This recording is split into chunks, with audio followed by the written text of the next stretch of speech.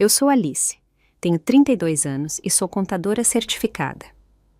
Jamais, nem nos meus piores pesadelos, imaginei abrir minha caixa de correio e encontrar papéis de um processo judicial movido pelos meus próprios pais. Tudo porque comprei uma casa.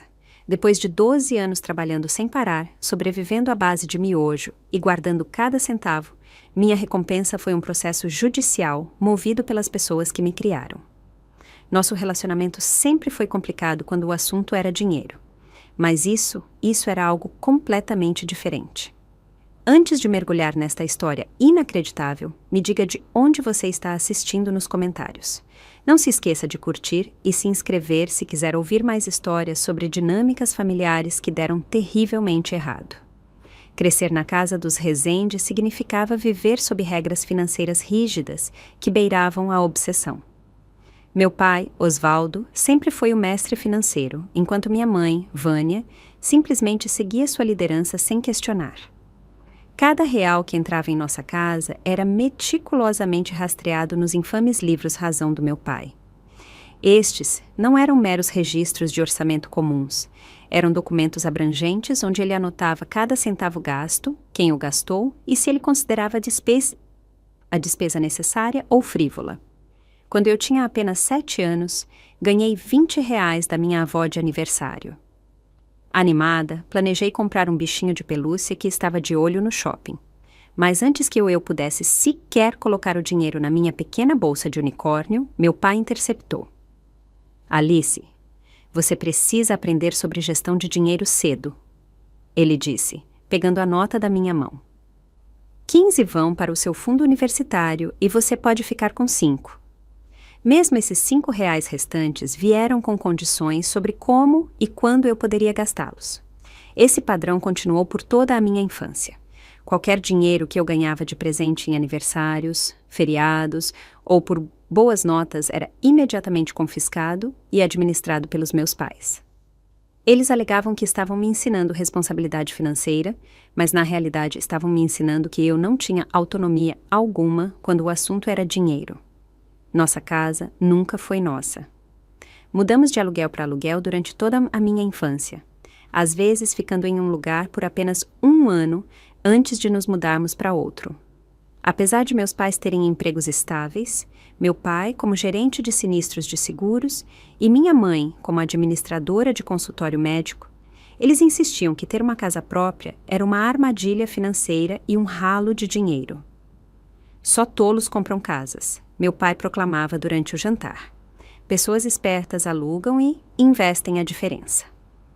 Eu acreditava nele completamente, até que por volta dos 14 anos, notei que nossos vizinhos que tinham suas casas próprias pareciam muito mais seguros financeiramente do que nós. Quando mencionei essa observação, meu pai começou uma palestra de 30 minutos sobre riqueza visível versus riqueza real e como os proprietários de imóveis eram escravos de seus financiamentos. Aos 16 anos, eu estava ansiosa para ter alguma independência financeira e arrumei um emprego no supermercado da vizinhança. Eu trabalhava nos fins de semana e algumas noites depois da escola, equilibrando cuidadosamente minha rotina de trabalho e estudos. Com o meu primeiro contra-cheque veio o meu primeiro grande choque financeiro. Meu pai me sentou à mesa da cozinha e explicou seu sistema de contribuição familiar. Já que você está morando sob o nosso teto, comendo a nossa comida e usando a nossa energia, 70% dos seus ganhos vão para o fundo familiar. Ele declarou com naturalidade. 20% vão para o seu fundo universitário que sua mãe e eu administramos. E você pode ficar com 10% para seus gastos discricionários. Lembro-me do nó se formando no meu estômago enquanto eu entregava, a contragosto, 70% do meu dinheiro arduamente ganho. Meu pai me garantiu que a parte do fundo familiar estava sendo guardada para despesas domésticas e emergências. A parte do fundo universitário, ele prometeu, estaria esperando por mim quando eu terminasse o ensino médio. No verão, antes do meu último ano, eu precisava pagar um curso preparatório para a faculdade. Quando pedi para usar parte do meu dinheiro do fundo universitário, a resposta do meu pai foi o primeiro momento verdadeiramente desolador no meu relacionamento financeiro com meus pais. Esse dinheiro não está líquido agora, Alice. Foi investido. Retirá-lo incorreria em penalidades. Quando insisti em detalhes sobre esses investimentos, as respostas eram vagas e inconsistentes. Às vezes, o dinheiro estava em CDBs, outras vezes em fundos de investimento, ocasionalmente em investimentos privados, aos quais meu pai tinha acesso por meio de conexões de trabalho. Não demorei a perceber a verdade desconfortável. O dinheiro havia sumido. Meus pais estavam usando meus ganhos para complementar seus próprios hábitos de consumo, enquanto mantinham a ilusão de estar economizando para o meu futuro. Meu pai trocava de carro a cada 3 anos. Minha mãe tinha uma vasta coleção de bolsas de grife que raramente usava. No entanto, nossas casas alugadas eram sempre modestas, e qualquer pedido meu para passeios escolares, aulas de música ou equipamentos esportivos era recebido com suspiros dramáticos sobre dificuldades financeiras. A desconexão entre os gastos pessoais deles e as supostas limitações financeiras da nossa família era chocante. Quando me formei no ensino médio, o sentimento de traição estava enraizado no meu coração. Meus pais não apenas haviam tomado a maior parte dos meus ganhos, sob falsos pretextos, mas também haviam me doutrinado com filosofias financeiras que serviam às necessidades deles, em vez de me prepararem para a independência. O dinheiro que supostamente estava sendo guardado para a minha educação havia desaparecido no abismo de suas despesas pessoais. E eu estava diante da perspectiva da faculdade de bolsos vazios e com um senso de confiança profundamente abalado. Quando as cartas de aprovação das faculdades chegaram, meus pais tinham ideias muito específicas sobre o meu futuro. Meu pai insistiu que eu cursasse direito, alegando que era o caminho de carreira mais prudente financeiramente. Advogado sempre tem segurança no emprego, ele dizia, e o retorno sobre o investimento em uma faculdade de direito é incomparável, mas eu havia descoberto uma paixão e aptidão por números durante o ensino médio, especialmente nas minhas aulas de contabilidade. A natureza ordenada de balancear os livros e a estrutura ética da gestão financeira adequada me atraíam de maneiras que os hábitos secretos de dinheiro do meu pai nunca atraíram. Quando anunciei minha intenção de me formar em contabilidade, a temperatura da casa caiu 20 graus. Contadores são apenas guarda-livros glorificados, meu pai zombou. Você vai desperdiçar seu potencial e limitar seus ganhos. Apesar da desaprovação dele, eu me matriculei na Universidade Estadual Paulista, Unesp, com foco em contabilidade. A resposta dos meus pais foi rápida e definitiva. Se eu não seguisse o conselho de carreira deles, eles não forneceriam apoio financeiro. Eu não estava totalmente surpresa, dado o histórico deles com o meu próprio dinheiro, mas a realidade de financiar a faculdade inteiramente por conta própria era assustadora. A Secretaria de Auxílio Financeiro se tornou minha segunda casa naquele primeiro semestre. Candidatei-me a todas as bolsas, auxílios e oportunidades de trabalho disponíveis. Minha grade horária era organizada em torno das minhas horas de trabalho e não o contrário. As manhãs eram para as aulas, as tardes para o trabalho de meio período na livraria da universidade, as noites para o call center do campus e as madrugadas de fim de semana para uma lanchonete 24 horas local.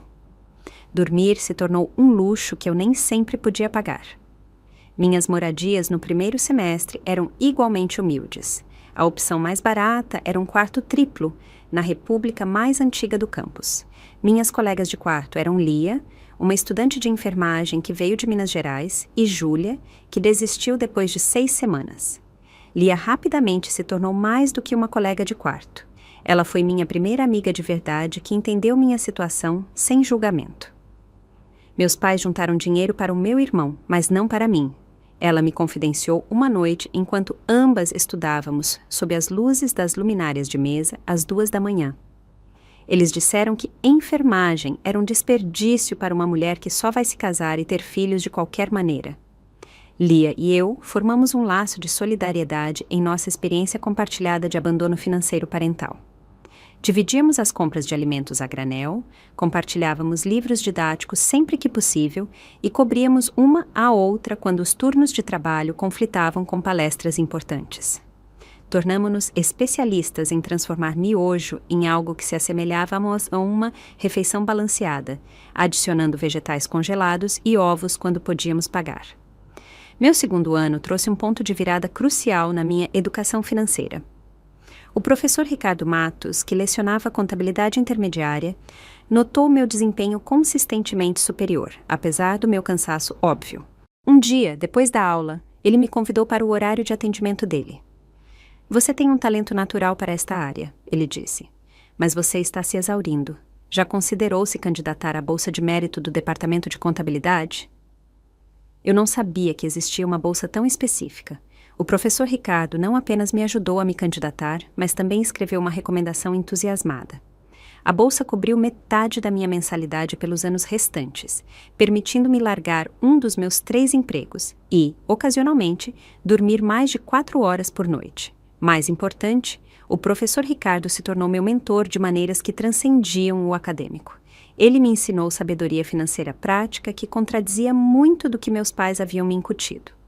Onde meu pai afirmava que crédito era sempre ruim, o professor Ricardo explicava o uso responsável do crédito para construir um histórico financeiro.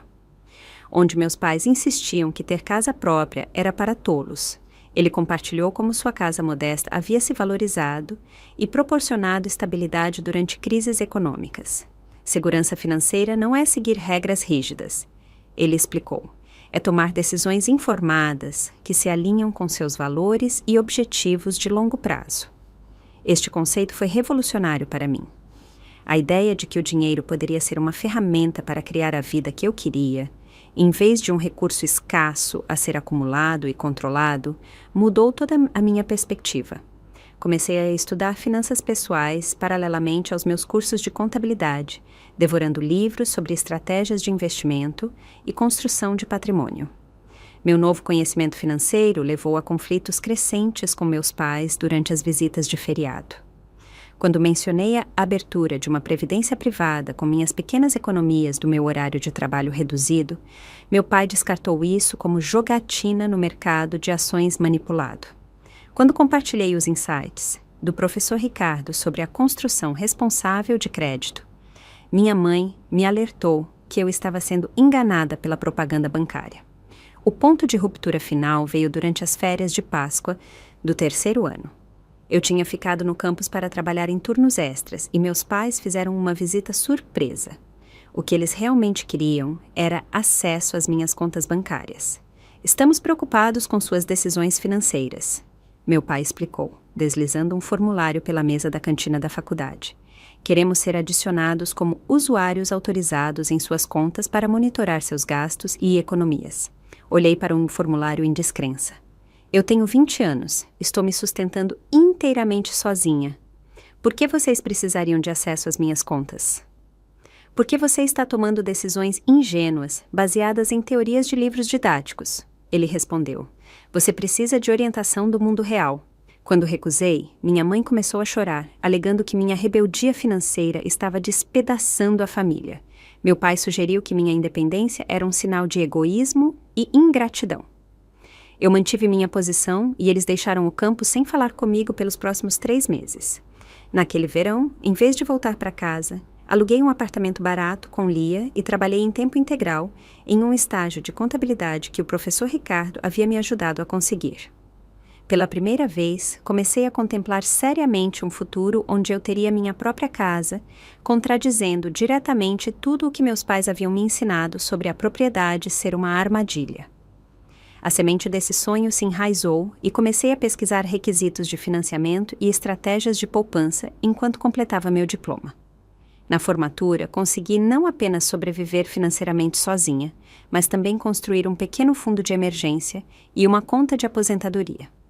Consegui um emprego em uma respeitada firma de contabilidade, a Pacheco e Mendonça Consultoria, e meu relacionamento com meus pais se estabeleceu em uma trégua distante, onde evitávamos discutir dinheiro por completo. Eu não percebi, então, que essa paz inquietante era apenas a calmaria antes da tempestade.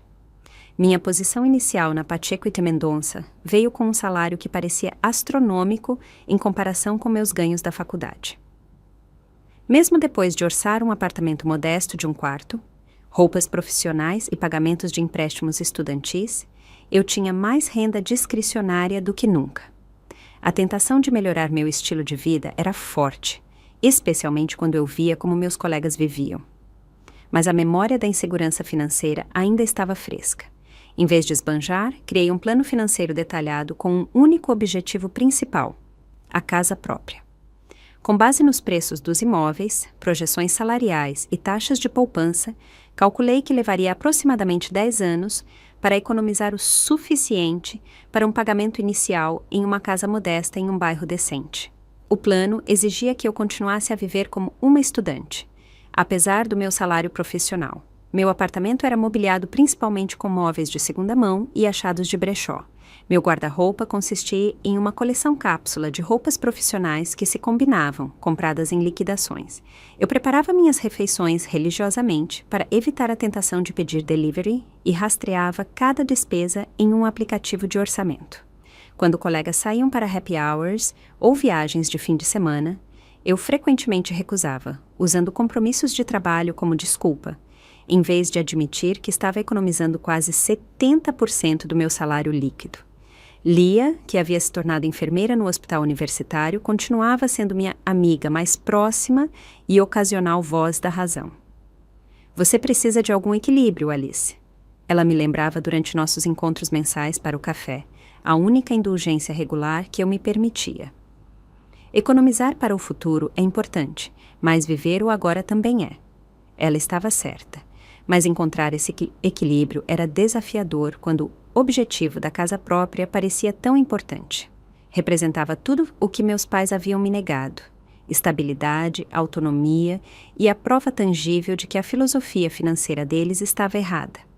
Cada real economizado era um pequeno ato de rebelião contra os ensinamentos deles. 3 anos após o início da minha carreira, conheci Bruno em um workshop de desenvolvimento profissional. Ele era um engenheiro de software que abordava as finanças com a mesma mentalidade analítica que eu, mas com uma perspectiva mais saudável sobre aproveitar o presente enquanto construía o futuro. Nosso primeiro encontro foi um piquenique no parque, onde nos unimos por meio de planilhas e calculadoras de aposentadoria, encontrando romance em projeções de juros compostos. Eu nunca conheci ninguém que ficasse tão animado com contas de investimento quanto eu.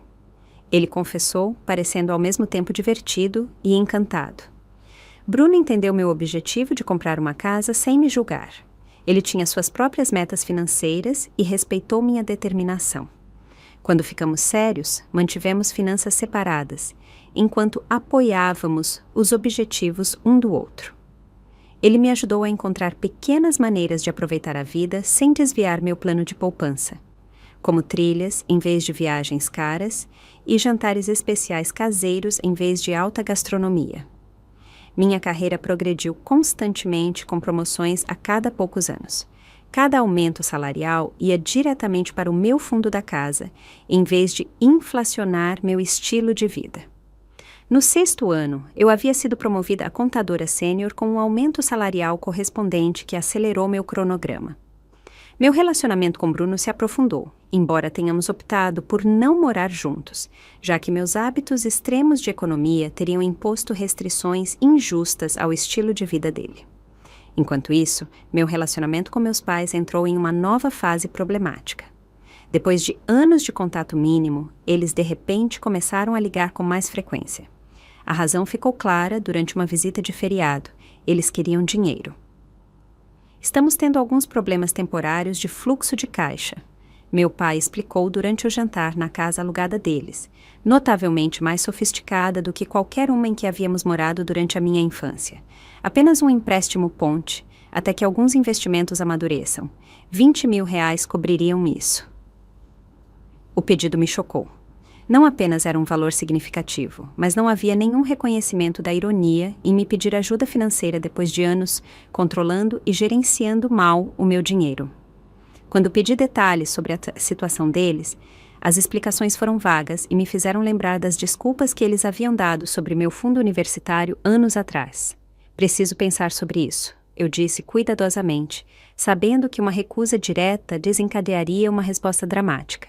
De volta para casa, discuti a situação com Bruno e Lia. Isso parece a história se repetindo. Admiti.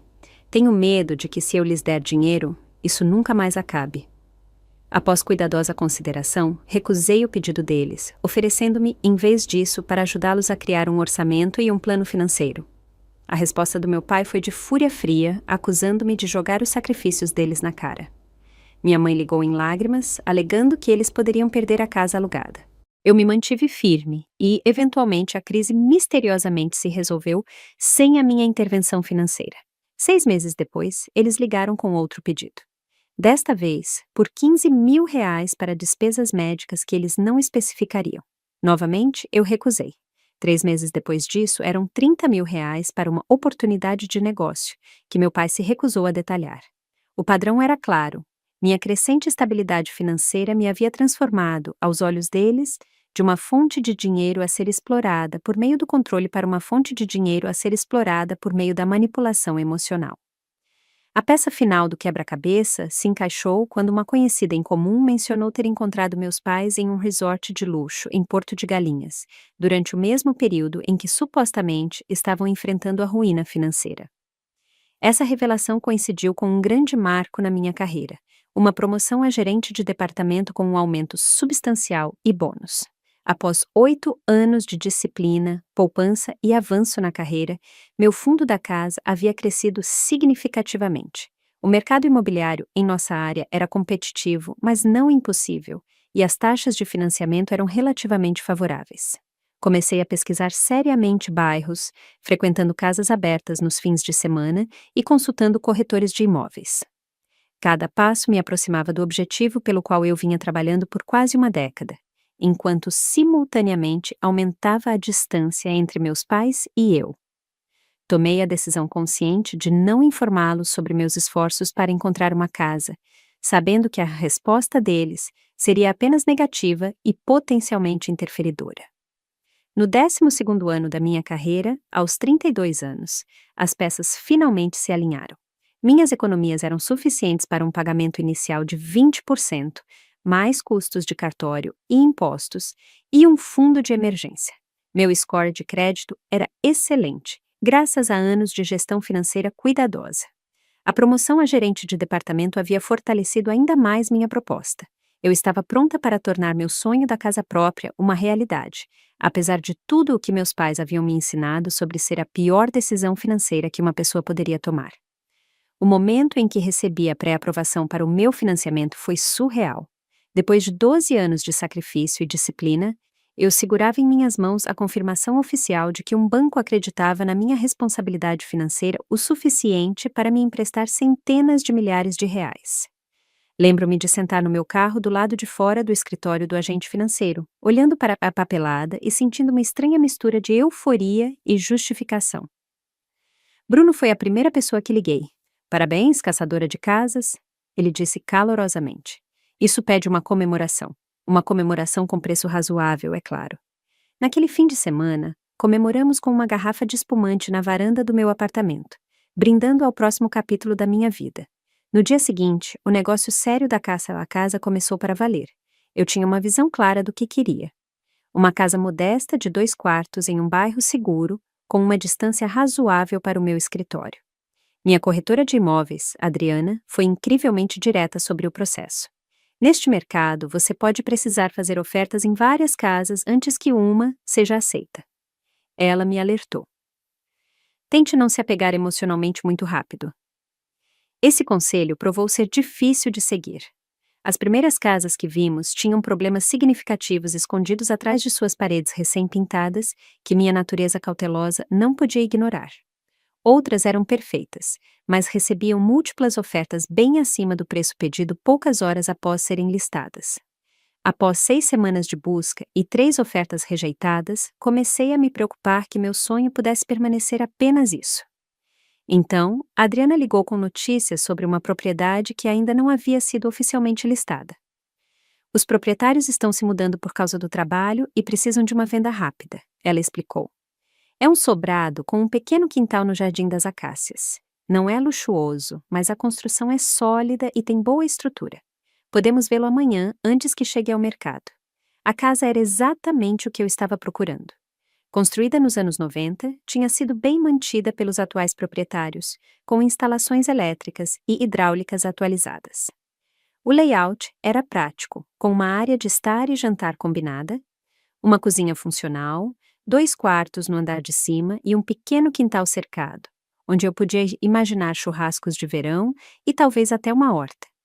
O bairro era estabelecido, com árvores maduras e uma mistura de famílias e profissionais.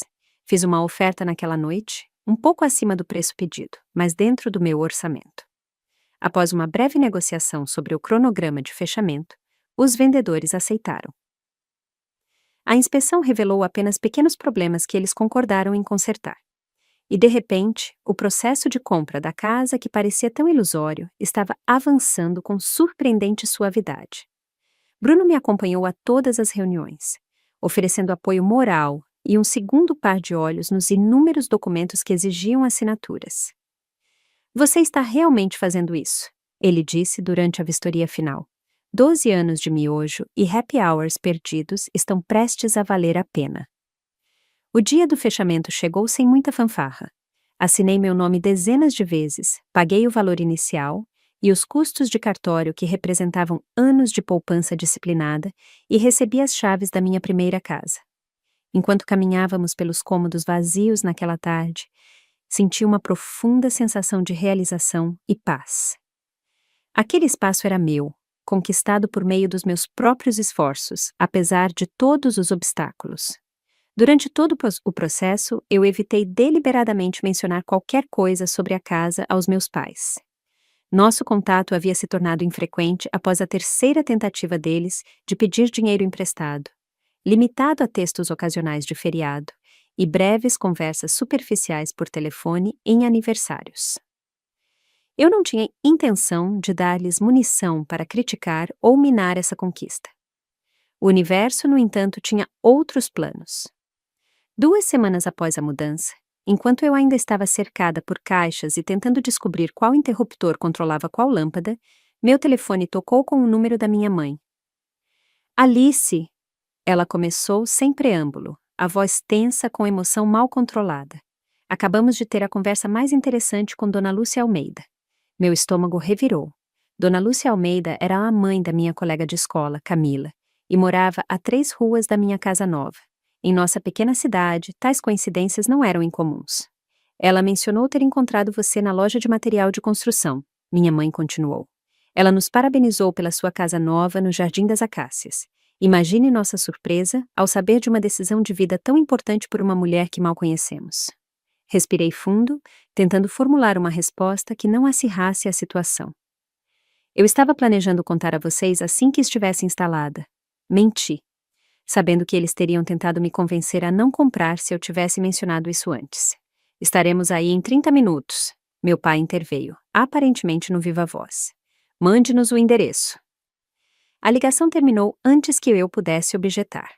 Aqueles 30 minutos foram um borrão de ansiedade e limpeza apressada. Bruno se ofereceu para ficar para apoio moral, mas eu sabia que a presença dele apenas complicaria uma situação já volátil. "Preciso resolver isso sozinha", eu disse a ele. "Mas mantenha seu telefone ligado." Meus pais chegaram exatamente 30 minutos depois, o SUV prata do meu pai estacionando na minha nova entrada com lentidão deliberada. Eles examinaram o exterior da casa com olhos críticos antes de tocar a campainha, como se estivessem visitando um estranho em vez da própria filha. No momento em que entraram, o interrogatório começou.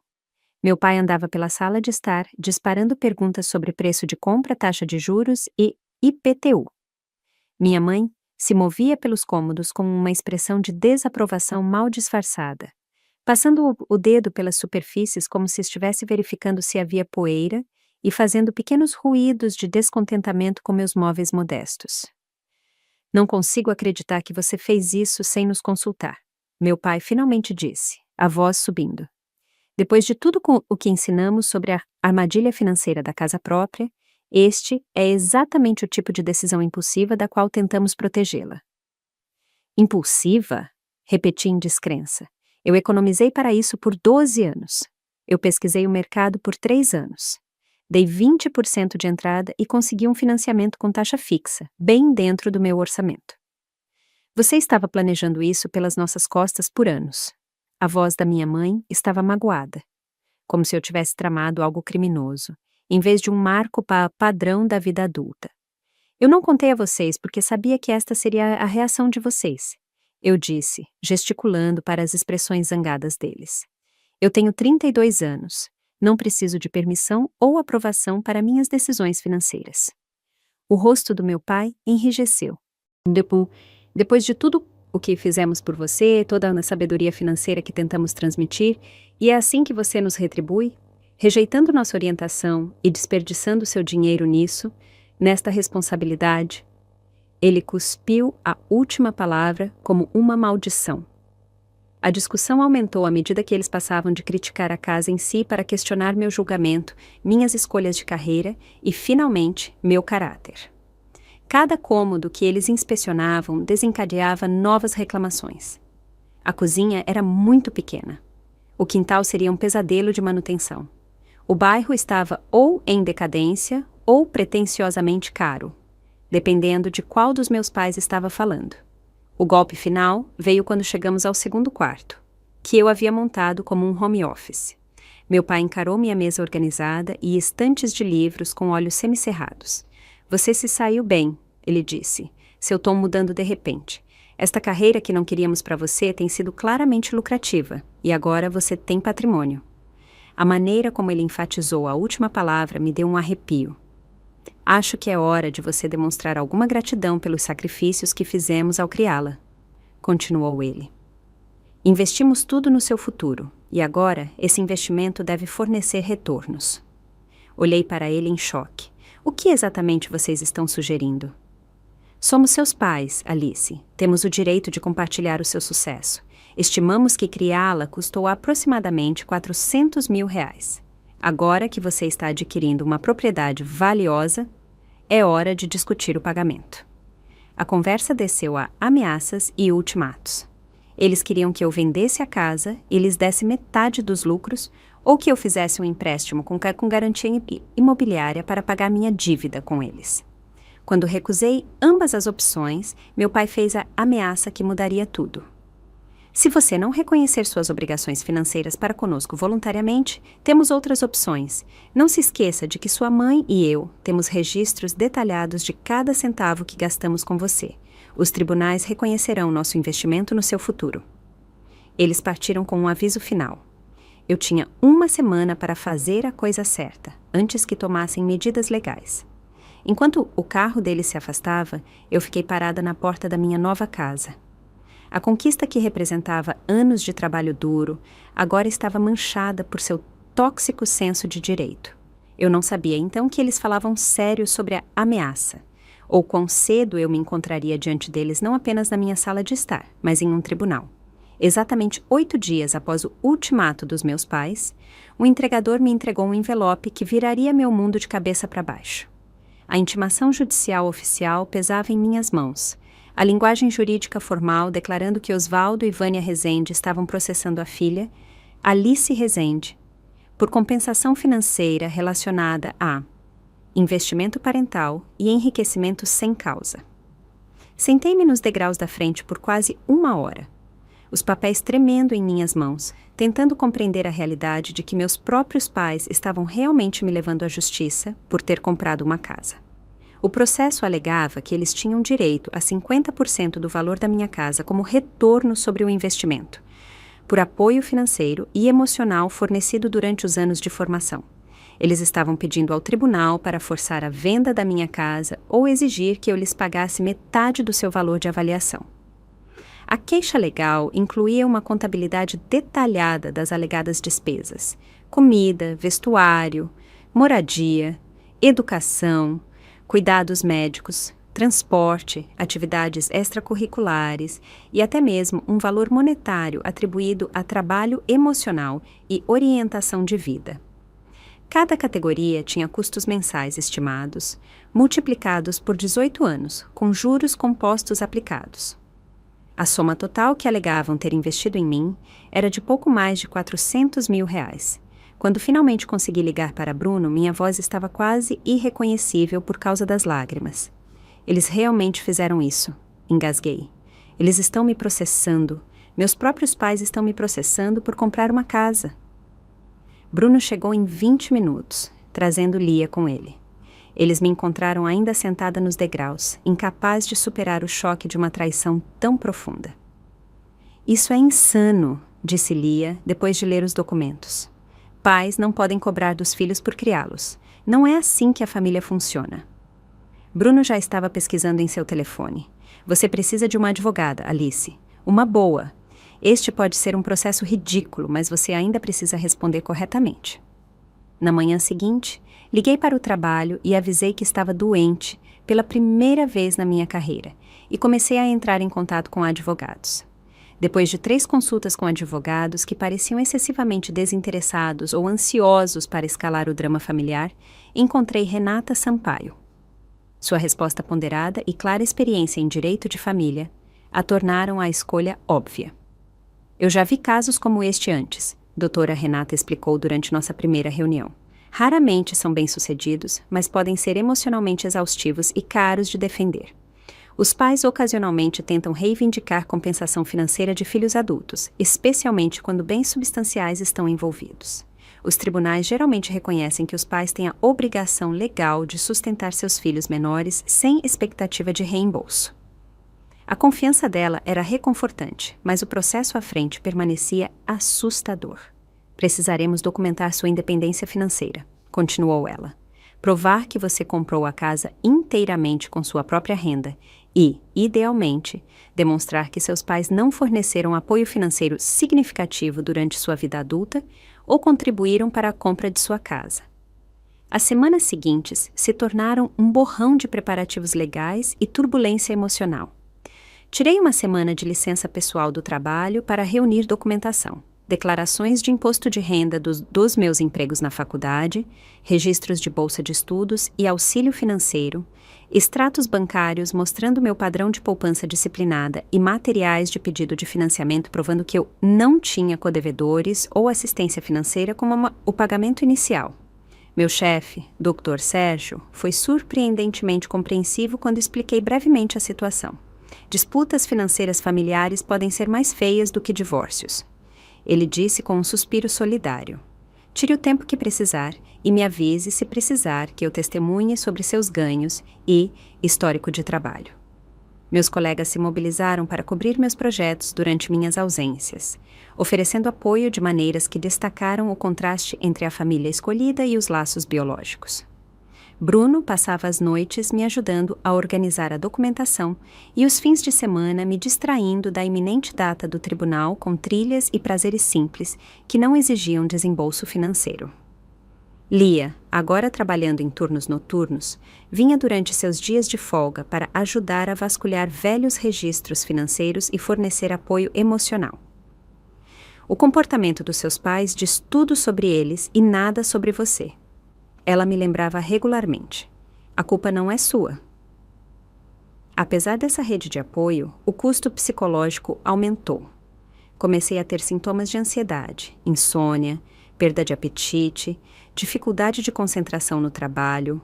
A casa que eu havia trabalhado tanto para obter não parecia mais o santuário que eu tinha imaginado. Cada rangido e som de acomodação à noite se tornava os passos dos meus pais vindo para tirar o que eu havia conquistado. Por recomendação da doutora Renata, comecei a consultar a doutora Elisa, uma terapeuta especializada em trauma familiar. Nossas sessões revelaram padrões que eu havia normalizado, mas que eram, na verdade, profundamente disfuncionais.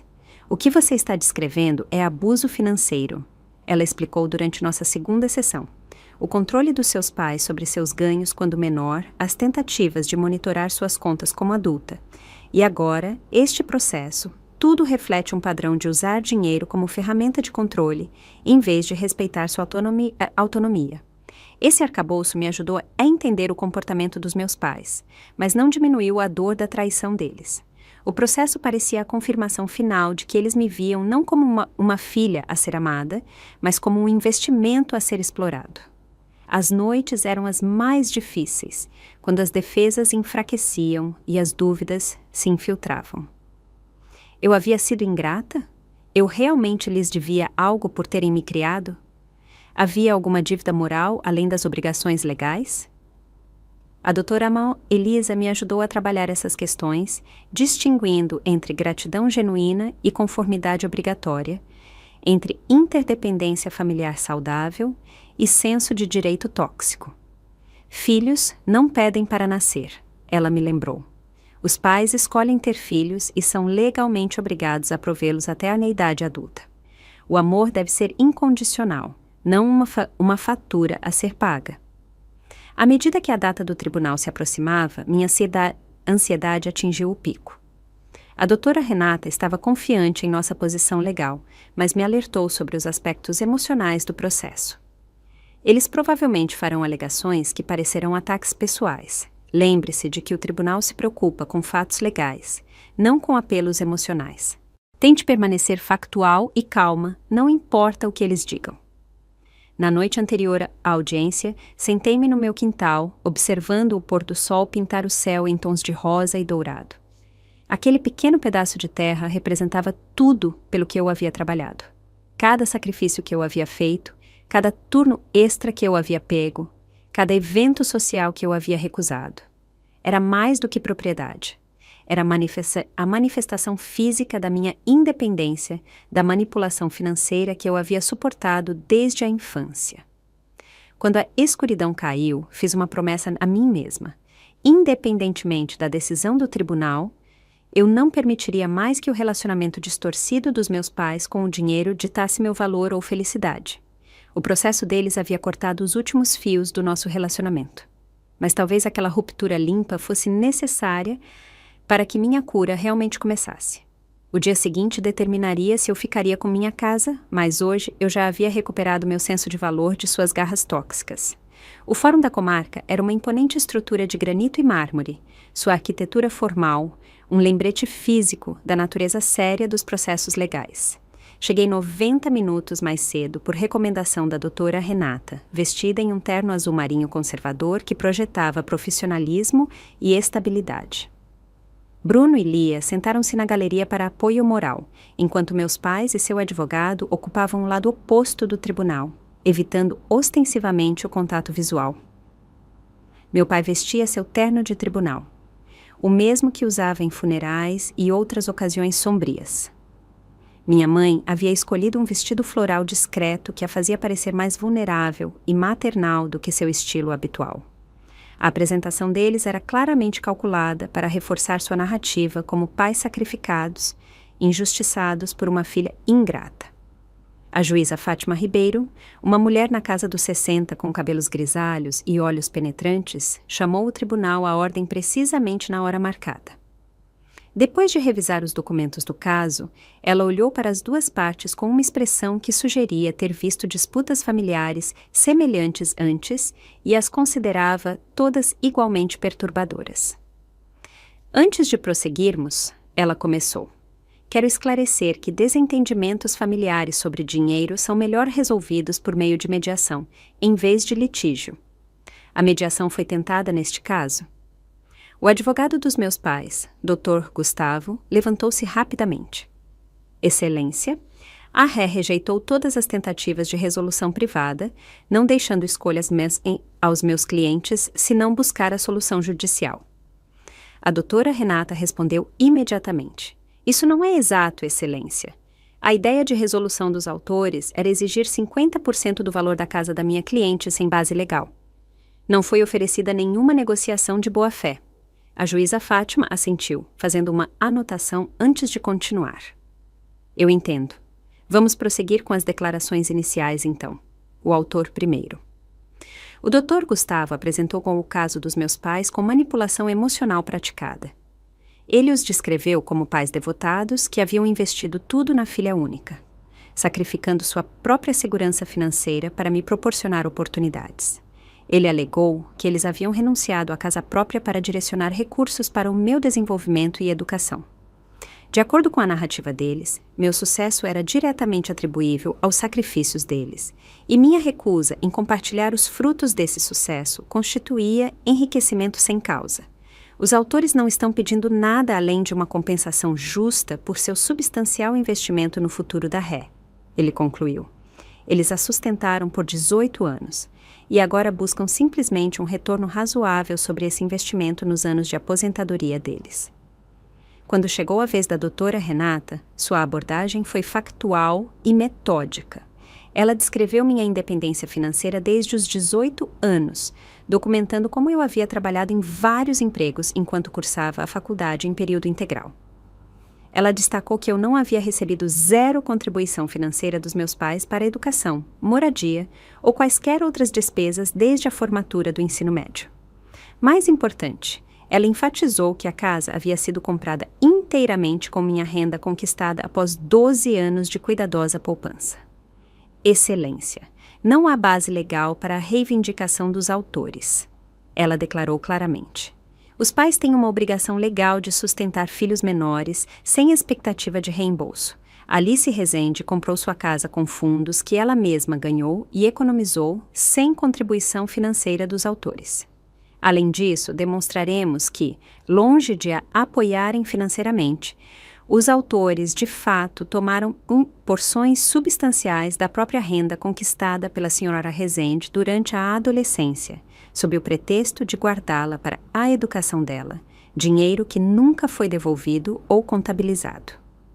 A juíza Fátima pareceu particularmente interessada neste último ponto, fazendo anotações adicionais antes de gesticular para que a fase de depoimentos começasse. Meus pais foram os primeiros, cada um subindo ao banco para detalhar sua versão da minha criação, com ênfase em seus sacrifícios financeiros. Meu pai apresentou planilhas documentando os custos estimados de me criar, enquanto minha mãe forneceu depoimentos emocionais sobre abrir mão de férias e itens de luxo para prover minhas necessidades. Durante o interrogatório, a doutora Renata desmantelou metodicamente a narrativa deles.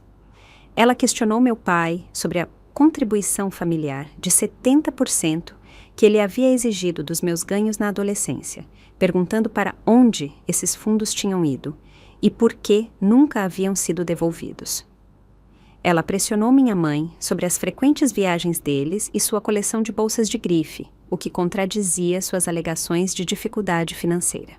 De forma mais eficaz, ela os fez confirmar que eles haviam fornecido zero apoio financeiro para a minha faculdade, apesar de alegarem isso como parte de seu investimento. Quando chegou a minha vez de testemunhar, a doutora Ana Renata me guiou pela minha jornada financeira.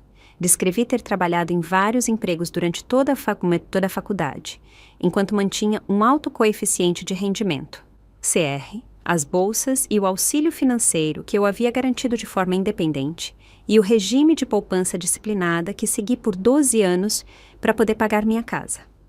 Forneci extratos bancários mostrando depósitos regulares de empregadores legítimos e o crescimento gradual das minhas economias por meio de contribuições consistentes, em vez de grandes presentes ou lucros inesperados. O depoimento mais poderoso, no entanto, veio de aliados inesperados. O professor Ricardo Matos viajou por 3 horas para comparecer como testemunha de caráter, testemunhando sobre minha excelência acadêmica, apesar de trabalhar em vários empregos, e confirmando que eu não havia recebido apoio financeiro parental durante a faculdade. Alice foi uma das minhas alunas mais dedicadas. Ele afirmou firmemente. Ela frequentemente chegava à aula exausta de turnos noturnos, mas mantinha notas excepcionais por pura determinação. Ela mencionou várias vezes que era inteiramente autossuficiente, pois seus pais acreditavam que a independência financeira era uma lição de vida importante. Dona Helena, minha ex-vizinha do ensino médio, testemunhou ter me observado sair para empregos matinais antes da escola e trabalhar em turnos noturnos durante toda a minha adolescência. Eu a via esperando o ônibus com seu uniforme de supermercado às 5:30 da manhã, nos fins de semana, ela recordou. Nenhum adolescente trabalha essas horas a menos que precise. O depoimento mais prejudicial para o caso dos meus pais veio de seu João, o gerente do meu emprego no supermercado do ensino médio. Ele havia mantido registros meticulosos e se lembrava de mim especificamente por causa de uma situação incomum.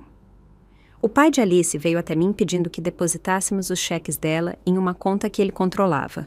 Seu João explicou. Eu recusei, pois é política da empresa pagar os funcionários menores de idade diretamente, a menos que a lei exija o contrário. Ele estava bastante insistente em ter controle sobre os ganhos dela. À medida que o depoimento continuava, a expressão da juíza Fátima ficou cada vez mais preocupada ao ouvir sobre as táticas de controle financeiro dos meus pais. O ponto de virada veio durante o novo interrogatório do meu pai, quando a doutora Renata perguntou sobre investimentos específicos feitos com meu fundo universitário. O senhor testemunhou anteriormente que investiu o fundo universitário de Alice para o benefício dela, começou a doutora Renata. O senhor pode fornecer documentação desses investimentos e seu valor atual? Meu pai se mexeu desconfortavelmente. Esses registros seriam difíceis de localizar depois de tantos anos. O senhor manteve contas separadas para esses fundos ou eles foram misturados com suas finanças pessoais? Mantivemos uma abordagem de investimento unificada por eficiência. Então, o senhor depositou os ganhos de Alice em suas próprias contas para fins de gestão? Sim. E quando Alice precisou desse dinheiro para a faculdade, o senhor lhe disse que estava indisponível. Onde exatamente estavam esses fundos naquele momento? A compostura do meu pai finalmente quebrou. Nós tínhamos despesas domésticas. Nós a sustentamos por 18 anos. Aquele dinheiro era compensação por tudo o que investimos nela. O tribunal ficou em silêncio com este desabafo. A juíza Fátima inclinou-se para a frente, a expressão severa. Senhor Rezende, o senhor está testemunhando que se apropriou dos ganhos de sua filha para seu próprio uso enquanto lhe dizia que estava economizando para a educação dela? A subsequente tentativa do meu pai de voltar atrás apenas piorou sua posição. Quando a doutora Renata terminou seu interrogatório, a verdadeira natureza do relacionamento financeiro dos meus pais comigo estava dolorosamente clara para todos no tribunal. Após um breve recesso, a juíza Fátima proferiu sua decisão com desaprovação mal contida. O tribunal não encontra base legal para a reivindicação dos autores de direito à propriedade da ré. Os pais têm uma obrigação legal de sustentar filhos menores sem expectativa de retorno financeiro. As evidências mostram claramente que Alice Rezende comprou sua casa com fundos que ela ganhou independentemente, sem contribuição dos autores. Ela continuou com uma adição incisiva. Além disso, as evidências sugerem que os autores podem ter se apropriado indevidamente dos ganhos da adolescência da ré para seu próprio uso sob falsos pretextos. Embora esse assunto esteja além do escopo do processo de hoje, o tribunal observa que a senhora Rezende provavelmente teria motivos para sua própria reivindicação em relação a esses fundos, caso decida prosseguir. O caso foi arquivado, o que significava que meus pais não poderiam reentrar com a mesma ação. A juíza Fátima também tomou a medida incomum de ordenar que meus pais pagassem minhas custas judiciais, citando a natureza frívola e vexatória do processo deles. Enquanto o tribunal começava a se esvaziar, eu permaneci sentada, dominada por emoções conflitantes. A vitória legal parecia vazia diante da finalidade da ruptura familiar que representava. Meus pais saíram sem falar comigo, o rosto do meu pai rígido de raiva, minha mãe recusando-se a encontrar meus olhos. Eu havia vencido o caso e ficado com minha casa, mas perdido qualquer possibilidade de reconciliação com as pessoas que deveriam ter estado celebrando minha conquista, em vez de tentarem reivindicá-la como própria. Enquanto a doutora Renata guardava sua pasta, ela ofereceu uma perspectiva que ajudaria a moldar meu caminho a seguir. A família deve te levantar, não te derrubar. Às vezes, a família mais saudável é aquela que você escolhe, não a que te é dada pelo sangue. Olhando para Bruno e Lia, esperando com apoio na porta, percebi a verdade em suas palavras. A família que realmente me apoiou não era aquela que estava me processando por minhas conquistas, mas aquela que estava as celebrando. Os dias que se seguiram ao caso judicial foram uma tempestade de emoções contraditórias. O alívio de que minha casa permanecia seguramente minha se misturava à dor pela destruição final dos meus relacionamentos familiares. A justificação pela decisão da juíza competia com dúvidas persistentes sobre se eu poderia ter evitado esse resultado. A batalha legal havia terminado, mas as consequências emocionais estavam apenas começando. Na primeira semana, me joguei no trabalho físico pela casa, pintando paredes e montando móveis até que a exaustão me obrigasse a dormir. Era mais fácil focar em melhorias tangíveis do que processar a realidade de que meus pais literalmente me processaram por ousar alcançar a independência financeira nos meus próprios termos. Cada melhoria na casa se tornou um ato de desafio e cura. Uma declaração de que aquele espaço era meu, apesar das tentativas deles de reivindicá-lo. Você não precisa fazer tudo de uma vez. Bruno observou gentilmente uma noite, me encontrando lixando obsessivamente portas de armário à meia-noite. A casa não vai a lugar nenhum, eu também não. A presença constante dele se tornou minha âncora naquelas primeiras semanas turbulentas. Ele entendia quando eu precisava de espaço e quando eu precisava de companhia, trazendo comida pronta nas noites em que cozinhar parecia esmagador e trabalhando silenciosamente em seu laptop por perto quando eu não conseguia ficar sozinha com meus pensamentos. Sem me pressionar por compromisso ou decisões sobre nosso relacionamento, ele simplesmente apareceu de forma consistente, provando por meio de ações, em vez de palavras, que nem todo mundo que te ama mantém um livro-razão do que lhes é devido em troca. Lia organizou uma pequena festa de inauguração um mês após o caso judicial, convidando apenas pessoas que conheciam a situação e me apoiavam incondicionalmente. O professor Ricardo veio, trazendo uma planta e sabedoria. Seus pais te ensinaram quem não se tornar. Essa é uma lição valiosa, embora não a que eles pretendiam. Meus colegas trouxeram presentes práticos e deixaram as discussões sobre o trabalho no escritório. Por algumas horas, risos encheram os cômodos que haviam testemunhado apenas estresse e lágrimas nas últimas semanas. À medida que o verão avançava, comecei a frequentar um grupo de apoio para adultos com relacionamentos familiares disfuncionais. Ouvir outros compartilharem experiências de manipulação, controle e traição parental ajudou a normalizar minha própria situação. Eu não estava sozinha em ter pais que viam os filhos como investimentos, em vez de indivíduos para serem nutridos. Eu não era unicamente ingrata ou defeituosa por estabelecer limites e me proteger. O afastamento familiar às vezes é a opção mais saudável, explicou a facilitadora do grupo durante uma sessão particularmente difícil. Continuar relacionamentos tóxicos por obrigação apenas perpétua padrões prejudiciais. Às vezes, o amor significa se afastar até que ocorra uma mudança real, mesmo que essa mudança nunca chegue. Aos poucos, comecei a transformar minha casa em um verdadeiro lar, um cômodo de cada vez. A sala de estar se tornou um espaço de reunião para noites de jogos com amigos. A cozinha, antes uma fonte de ansiedade sobre frugalidade e escassez, tornou-se um lugar de experimentação e abundância, enquanto eu aprendia a cozinhar refeições que nutriam em vez de apenas sustentar. O quintal ganhou uma pequena horta.